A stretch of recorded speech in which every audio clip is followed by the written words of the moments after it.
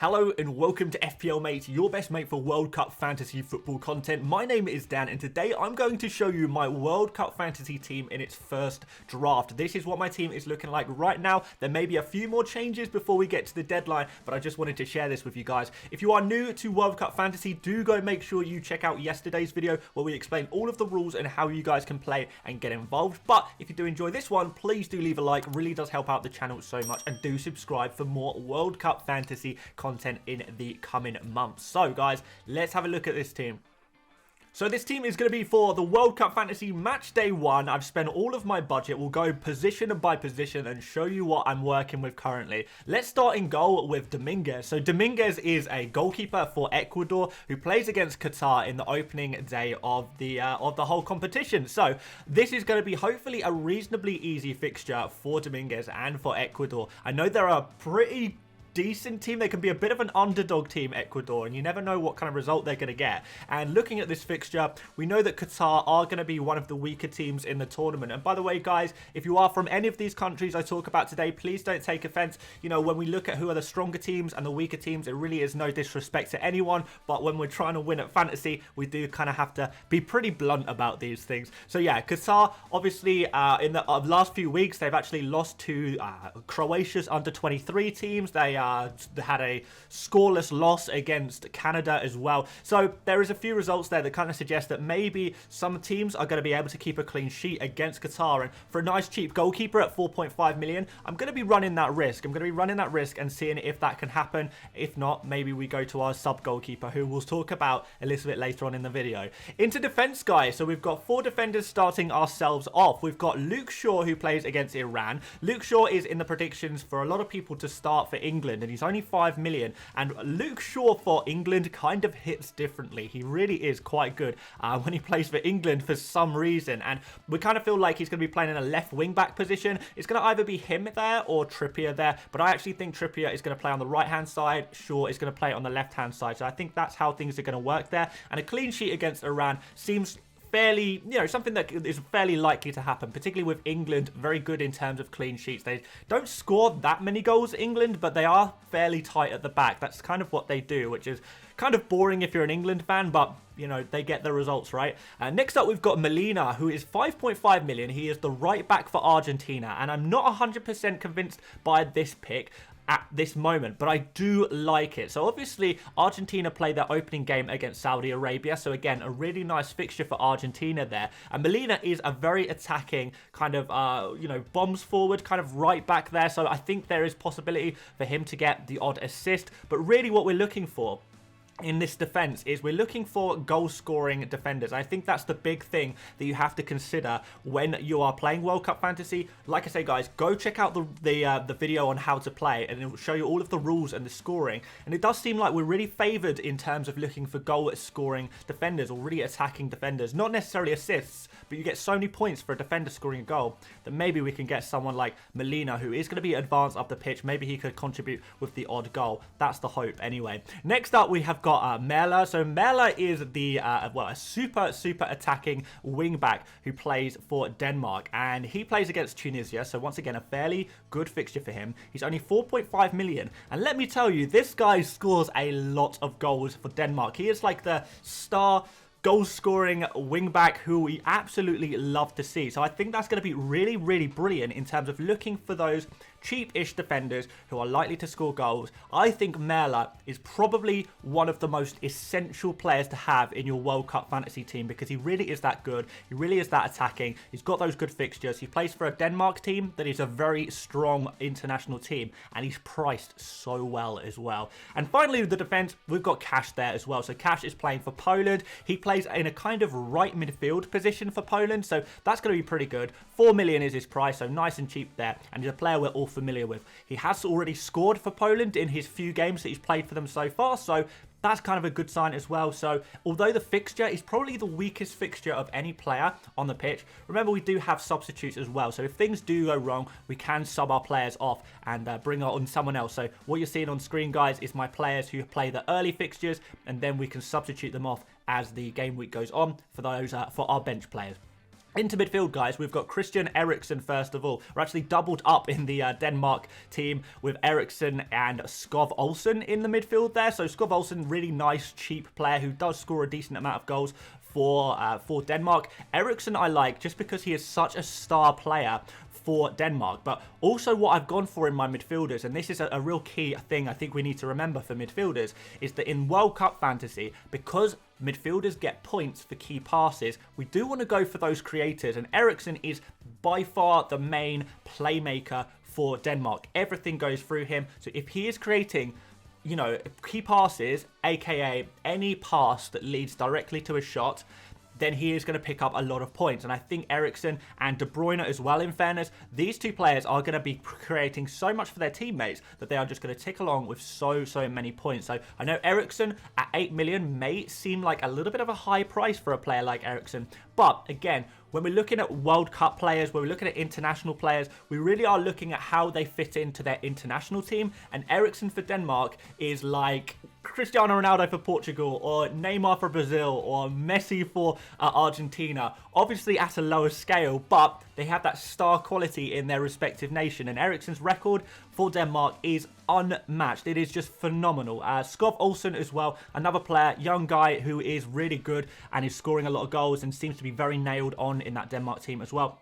And of course, we've got De Bruyne as well, who we know all about, plays against Canada. So you would say a reasonably easy opening fixture for De Bruyne. And there'll be plenty of passes being played around, lots of key passes, and the odd assist you would hope for as well. Maybe a goal. He can do it all, can't he? But really with De Bruyne, we're expecting or hoping that he's just going to create so many chances that he is naturally going to pick up those key passes points more and more throughout the game and end up with a lot of points by the end of the match day. Let's move up front, guys. We've got Harry Kane. So Harry Kane plays against Iran. He is an absolute stat padder for England, is Harry Kane, because England seem to win a lot of penalties. And when you've got players like Raheem Sterling or Foden and Saka, these kind of technical players in and around the box, England do pick up a lot of penalties naturally. And Kane is the spearhead of this England attack. But what I want to say also about Harry Kane is that he is what we call a volume shooter. Now, in World Cup fantasy, you get points as a forward for every 2 shots on target you take. So they don't even have to find the back of the net. All you have to do is take a shot on target. And players like Kane, who is a volume shooter, who takes a lot of shots on, as long as he is continuing to get shots on target, shots on target, shots on target, even if he only gets 1 goal in a game, we're going to see a real monster score from him. So this is another thing I like about him. You know, when we're looking at the specific rules of World Cup fantasy, we like playmakers in midfield and we like volume shooters in the forward position. So Harry Kane is there. We've got Messi as well, looking through the Argentina side, looking at lots of stats. It was no surprise to find out that Messi absolutely dominates. He is by far the most common goal scorer for Argentina. He scores more than half of their goals, gets the odd assist as well. And he's playing against Saudi Arabia in this opening fixture. That is a good fixture for Argentina. It's a good fixture for Messi. So we are going to expect Messi to get a decent amount of points in that game. And I just think it's going to be kind of difficult to go without Messi. I think he's kind of one of those players who maybe you need to have in your World Cup fantasy team. And we'll finish off with a bit of a differential here in Morata. So not many people have Morata in their World Cup fantasy team, but what we see from Morata is that he's playing against Costa Rica first of all. So again, we've got a player who is playing for one of the bigger teams in the competition against one of the weaker teams, the lesser teams of the competition, and therefore there is going to be that opportunity for Morata to get a decent amount of goals. He's another volume shooter as well. And what's great about Morata is that he is by far the outstanding forward for Spain. When you look through Spain's fixtures, their past results, who is always scoring the goals for Spain? It is Morata. He is their focal point. He is their spearhead. He is the guy who gets those goals, takes those shots on. And we've seen that for a few years now. So there's no doubt in my mind that Morata is the player to go for if you are looking for an attacker from Spain. Maybe you could find someone slightly cheaper elsewhere, but if you're really looking for the big points, Morata seems to be the guy to go for. Now, as I said, guys, and if you want full clarification on this, then do check out my how to play video that I uploaded yesterday. But If we go onto our bench, guys, we will see that all of my bench players play after the players you see on screen, and that's because if any of my players in my starting 11 do not perform, they get 0 points, they get 1 point, they get 2 points. It doesn't really matter because you can substitute on some of our bench players as long as our bench players haven't played yet, and because all of my bench players play after all of my players in my starting 11, then it's very easy to substitute them on. So, if Dominguez doesn't work out, we have got Costa against Ghana. So Costa right now seems like he is going to be Portugal's main goalkeeper. Another thing to note, guys, is that if things don't happen the way you expect and some of your players don't start the opening game, you are going to still be able to use transfers all the way up until kickoff of that game. So if Luke Shaw doesn't start, for example, I can transfer him out before kickoff. If Costa doesn't start for Portugal, I can transfer him out for another Portugal goalkeeper before kickoff. And I'll be able to do all of that in that opening fixture, which I just think is just such a beneficial thing to be able to do. As long as you're paying attention to the last minute, looking at lineups, you are going to be able to make those transfers, and it allows you to go for some slightly more risky players and have that information. So Costa against Ghana. Ghana, the lowest of FIFA ranking of any team in the competition, so you'd hope for a clean sheet in this result. Difficult to pick Portugal attackers right now. I kind of feel like everything that's going on with Ronaldo, Bruno Fernandes or Bernardo Silva never really have super high stats for Portugal. Obviously, there's no Jota in the competition either, so it's kind of difficult really to find an attacker, but we have got Costa there at least. We've got Trossard there as well, 5.5 million, so really good value for money for Trossard, who has been starting all games for Belgium recently, and he's been playing very well and getting goals and getting assists, so doing exactly what we like. And I feel like maybe the World Cup fantasy game organisers have maybe made a mistake of pricing Trossard so cheap at 5.5 million, because Belgium are one of the highest ranked teams in the entire competition, in the top kind of 3, and you get a starting attacker for Belgium for 5.5 million. Incredible value. So he was gone straight in. Canada is the fixture there. We've got Shaqiri, who is just a superstar for Switzerland. Whenever he plays for Switzerland, he just does so well. Again, he's one of those central hubs to the team, the playmaker, the guy who scores the goals, the guy who the ball is constantly fed to, whether that's for him to take a shot on or to pass to a teammate and pick up those points for our key passes points, which is very good as well. I'm not completely 100% sold on Shaqiri. He is one of those players I would be willing to maybe switch about. And then finally, we've got Fabian Schär as well, who again plays against Cameroon. 4 million for him, so quite cheap again.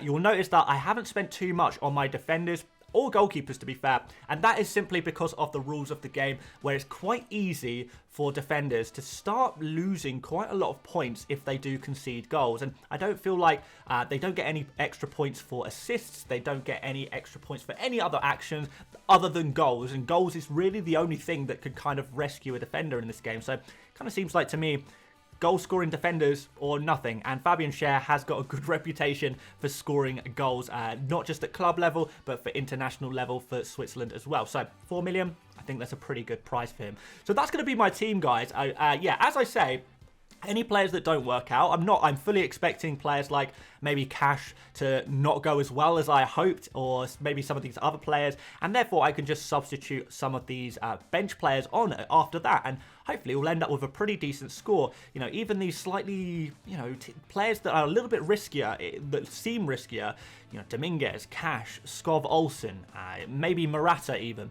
We've got enough players on our bench where we can have that second chance. We can, we can roll it and see what happens with our bench players as well. Now, the same concept happens with captains. So, you can change your captain after every game to another player who hasn't played yet. So, therefore, we are going to start off with Kane as our captain. Technically, we could start off with Dominguez as a captain, but I can't really see myself keeping a captaincy on Dominguez. And I know if I say I'm going to captain Dominguez, it's just going to confuse more people than it's worth. So do go check out the rules video again if you want to hear more about how the captaincy rule works. But we are going to be able to switch our captain about more than once And a few people think it's just once, but it seems like actually you can switch it as many times as you want, as long as you're switching it to a player who hasn't played yet. And we've got players like Harry Kane, Messi, De Bruyne, and we can switch about through all of these really kind of high ceiling players. And I think Kane, Messi, and De Bruyne are the most likely players that are going to have the captain's armband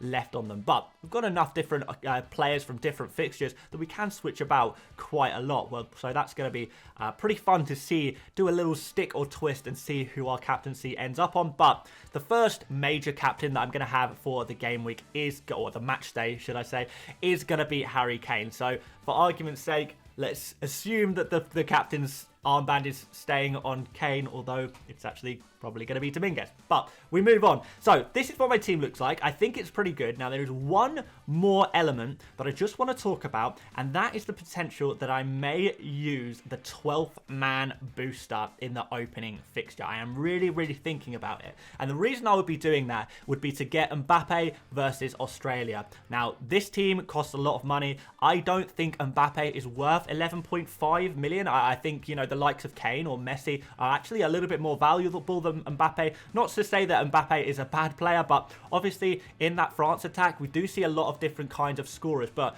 Mbappe also plays against Australia, and I think France are going to be at full strength in that opening fixture. Want to make a statement nice and early on. Do I fully trust France? Not really, but if you're going to you know, try and get some French players in there, you're going to have to find a very good reason to do that. And a good fixture against Australia and the ability to get Mbappe in essentially for free as a 12th player on my pitch is something I am strongly considering. Obviously, maybe some of you guys would prefer to save your boosters. The big difference in World Cup Fantasy compared to FPL is that in World Cup Fantasy, the most points are up for grabs in the group stage fixtures. The group stage fixtures is where we get the big scores, we get the big teams versus the small teams, and therefore it's at those moments which is the best time to use your boosters a lot of the time. So yeah, the 12-man booster is, for me, is definitely going to come out during the group stage, because that's when the most goals will be scored, the most points will be available, and I'm thinking about playing it straight away on the opening fixture to get Mbappe versus Australia. So let me know what you think about that. But anyway, guys, that is going to be my team. We are going to update this once more before the deadline on Sunday. So hopefully I'll see you on the next one of that. But I do want to ask you guys, who is one player from your nation who you are really looking out for, who you think is going to be really good in this upcoming World Cup, and you think is going to be an absolute must-have in your personal fantasy team for the World Cup? Who are you looking out for from your country? And also, guys, make sure you are sticking around for some more fantasy content. We're going to cover the World Cup fantasy in all its glory. We're going to look at tactics and strategies, pick out some real secret hidden gems that you might not know about, and just cover World Cup fantasy in all of its glory to try and help you guys be as successful as possible in the game, really. So there we go, guys. Thanks once again for watching. Don't forget to like before you disappear, and do subscribe if you want more World Cup Fantasy content on your screens. We're going to help you out as much as we can. And as I keep saying, I know a lot of you guys are going to have questions about the game, how to play, what are the rules, what are the points scoring, etc, etc, etc. Please go check out the how to play video, because that is going to help you out so much and probably answer every question that you possibly have in a really easy to understand way. Far easier than me just talking about it in this video. So do go check that out. But aside from that, guys, I'll hopefully see you on the next World Cup Fantasy video, and I'll see you later, mates. Bye-bye.